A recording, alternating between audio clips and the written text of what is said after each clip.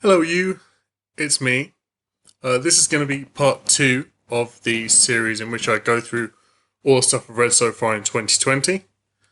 There was going to be 10 in this one, but I'm going to do 9.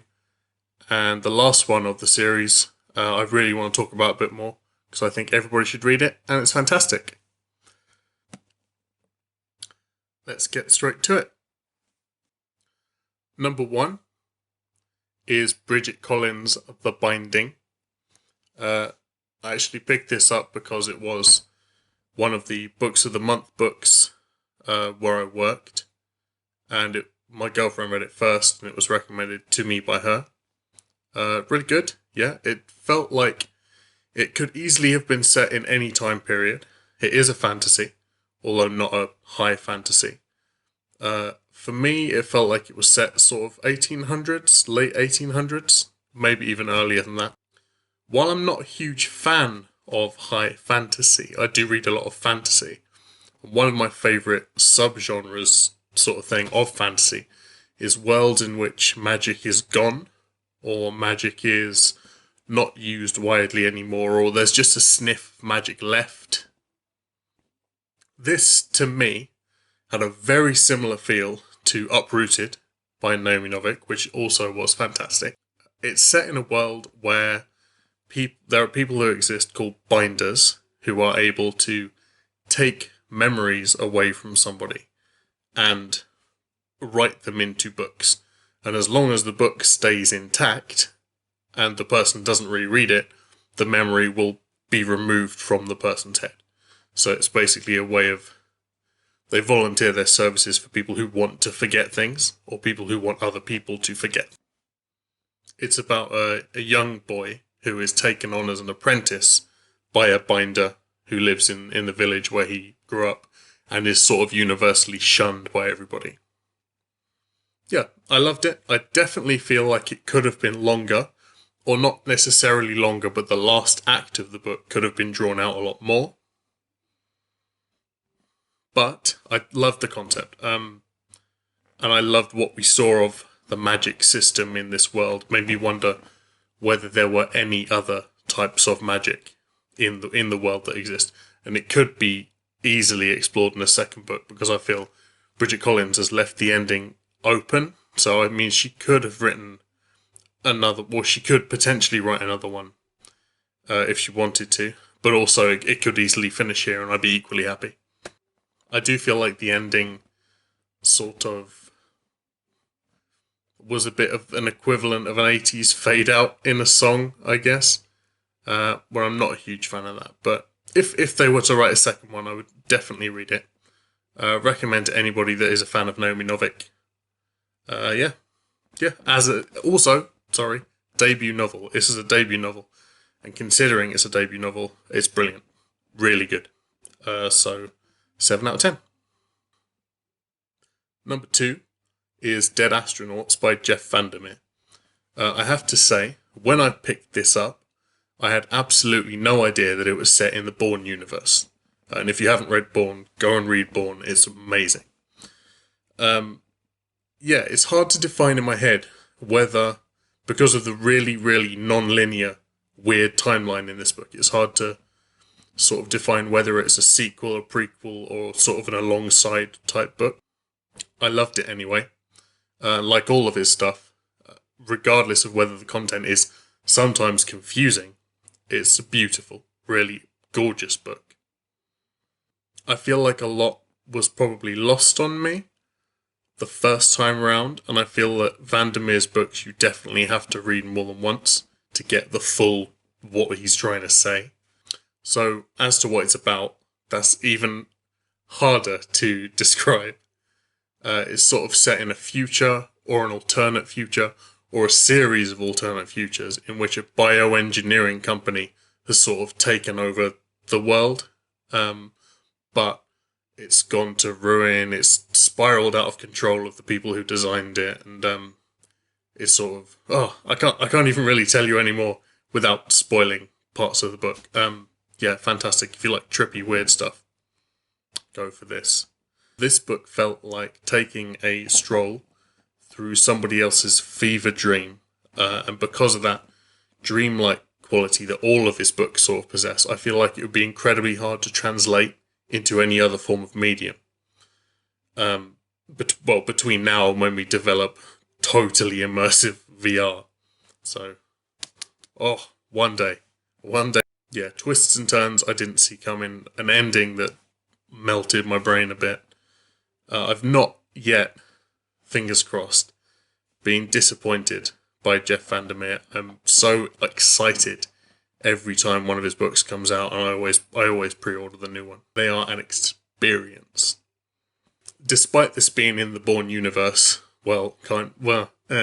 sort of in the Bourne universe, it has a very, very different feel to Bourne, which is a very A to B story. Even though it has weird elements, it's very A to B.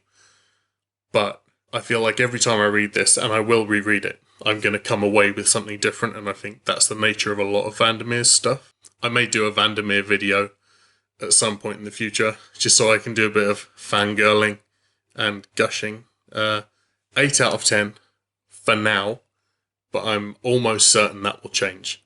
Also, sorry, before we put this one away, can we just take a moment to appreciate how freaking good looking that cover is? I feel like when you say don't judge a book by its cover, it's kind of taking a dump on people who are graphic designers, and when they do a really good job, I think it's definitely something that should be talked about and appreciated. So, yeah, 10 out of 10 for cover design. Number 3 is Dark Entries by Robert Aickman, who generally I really like. This book actually was quite a letdown. None of the stories jumped out at me. Can't even remember most of them. I feel like I would be exactly the same as a person had I never read this book. 0 opinion. 4 out of 10, I guess. Sorry. Oh, it's horror short stories, I should have just said. They're not particularly wonderful. There are better stories. Better story collections. Number 4, also with a lovely cover that looks like the back of a vinyl album, is Paul Takes the Form of a Mortal Girl by Andrea Lawlor. Hope I'm saying that right. Wow. Oh my god. This was a wild ride from start to finish. On the cover of the book, a quote from The Guardian says, "A hymn to the pleasures of gender fluidity," and I really can't put it better than that. It's exceptionally well written. The style is fantastic. I loved all the characters. I do like books in which there is a situation that is the adversary or is the antagonist, rather than sort of an enemy figure. That's what this is all about. It's about a person who is able to change their gender and form, and it's sort of their trials in terms of trying to fit in, and you would think it makes you feel initially like, with the sort of cocksure attitude of the main character, how that would be something that would be incredibly easy for somebody that can change their appearance and their gender, but really all it does is completely isolate them more, in fact, than if they didn't have any of those qualities at all. There were parts of this book that were incredibly sad.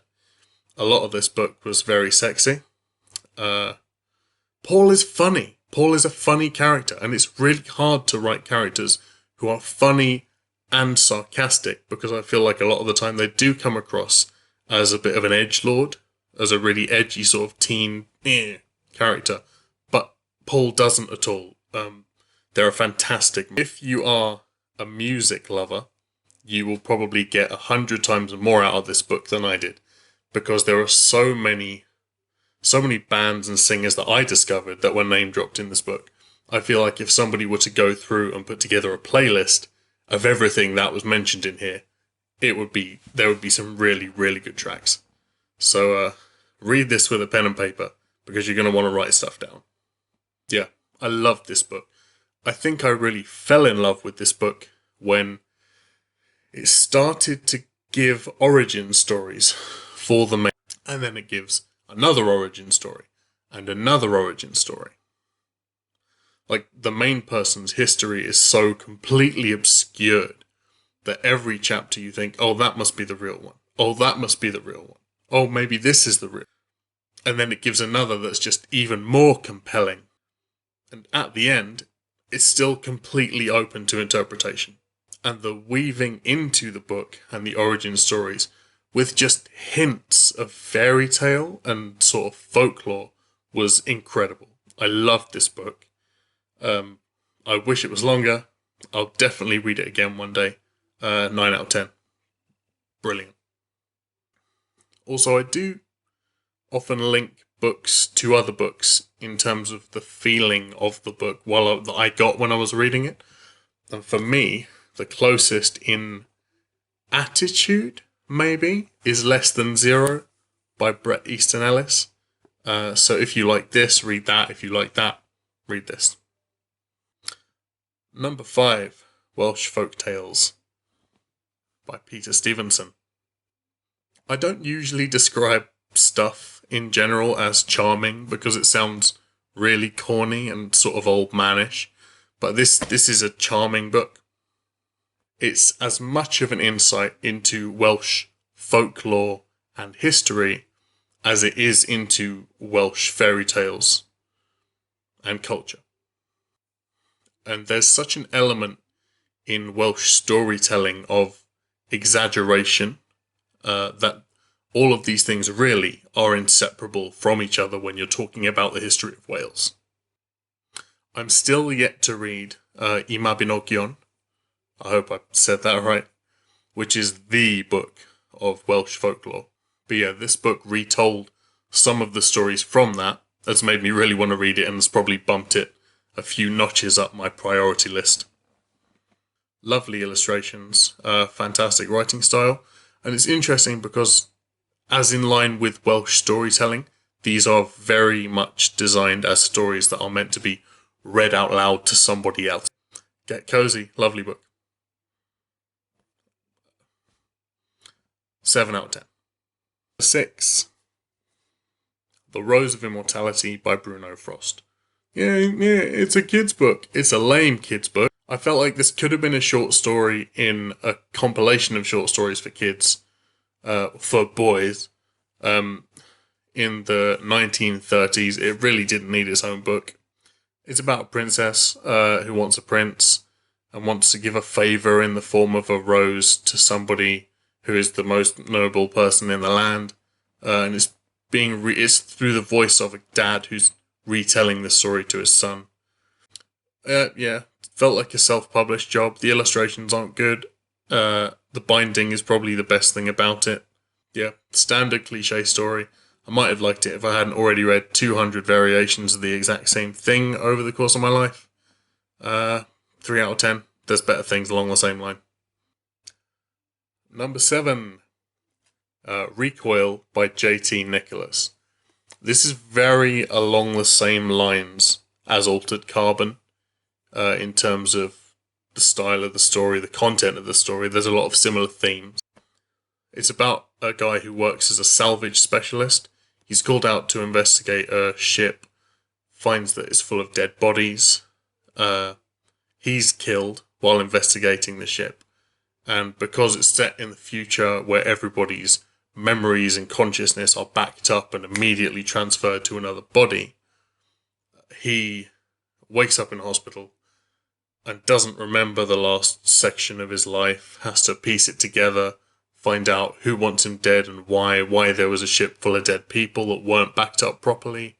In terms of books, it feels like it had a very similar feel to Roger Levy's The Rig, which came out a few years ago. It felt a lot like Jack Glass, which came out in the early 2010s, I think. I read a lot of sci-fi, and I feel like a lot of sci-fi is thrillers or detective stories which could take place in any time period, but just so happen to have a sci-fi backdrop. This isn't like that, and like Jack Glass, it's a thriller where elements of the sci-fi side of it are integral to the story. I feel that this really, when this is done well, it really gives away that the concepts of world building were considered the whole way through writing it and were not just an afterthought. It felt modern, if that's a thing. I don't know how to even describe that, really. It felt like a modern book. It just came out in February, so I pre-ordered it. It was fast-paced, which is good. Only took me a couple of days to read it. And I think that's due to the thriller nature of it and the constant level of threat against the main character and the whole gotta keep moving, gotta keep moving, gotta keep moving. But yeah, it was really good. Read it if you liked Altered Carbon. Read it if you like Jack Glass. 7 out of 10. Number 8, Before the Coffee Gets Cold, by Toshikazu Kawaguchi. Another sad Japanese story. I feel like they're all the rage. This one is about a coffee shop in Japan which is haunted by a ghost. And it's said that if the ghost gets up from her seat and you sit in her seat, you can travel back in time to any point in the history of the coffee shop, but you can't leave the coffee shop. So you can meet other people who have come into the coffee shop before. It's very cute. It's a very cute book, and very much like the last one, the last Japanese book I reviewed, The Travelling Cat Chronicles. All of the chapters in here felt like individual short stories that are sort of growing on the same tree.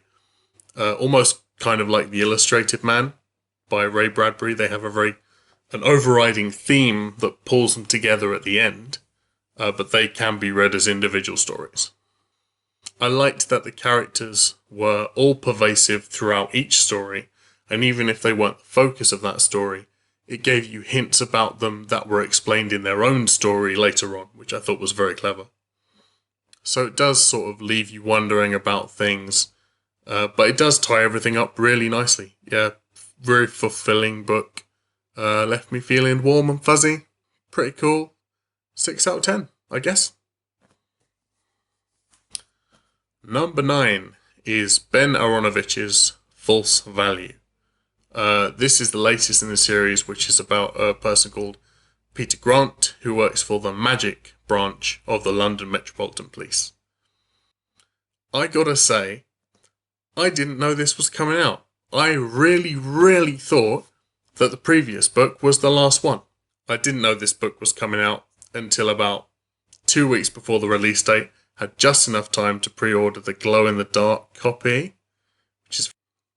In thinking that the last one was the previous one, I had really thought that the spin-off book, The October Man, which is set in Germany and is about the German paranormal magic investigation unit, was a spin-off that was going to lead to another series. But with this one really opening the door for a potential threat that is much bigger than Martin Chorley and the Little Crocodiles, it could easily now allow the other branches, the Germans and the Americans and the Russians, to tie into the main series, to face a threat that is a world level threat and not just a sort of South London level threat. I'm really excited for where this series is going. I think this is the 10th book or the 11th book, and now it feels like this is book number 1 of a whole new arc in the series. So here's to hoping it doesn't end anytime soon. I feel like it could easily go up to 18. Maybe. Yeah, there were some emotional moments in this book that had me really upset in a way that previous books hadn't, I guess.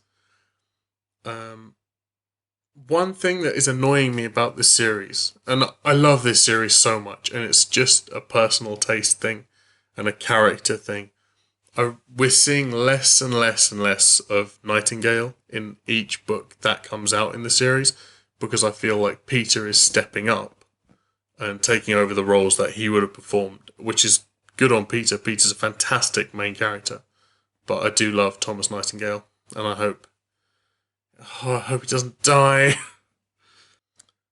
I'm excited and equally stressed about the TV adaptation that's happening. Being directed by Nick Frost and Simon Pegg, which is fantastic. Good choice. I'm glad. I've heard that Ben Aaronovitch is heavily involved in the writing of that and the casting of that. So here's to hoping it's at least what is in his head. Yeah, high hopes. It's fantastic. Not the best so far, but it definitely feels like something's coming, and it's going to be something big. 7.5 out of 10. So that's it. I'm about to make a video, just a short video about the 10th book in this series, in this section, which I think deserves its own spotlight, really. If there's anything you think I should read, anything you want me to review, pop it down in the comments. If you've read any of these, let me know what you thought.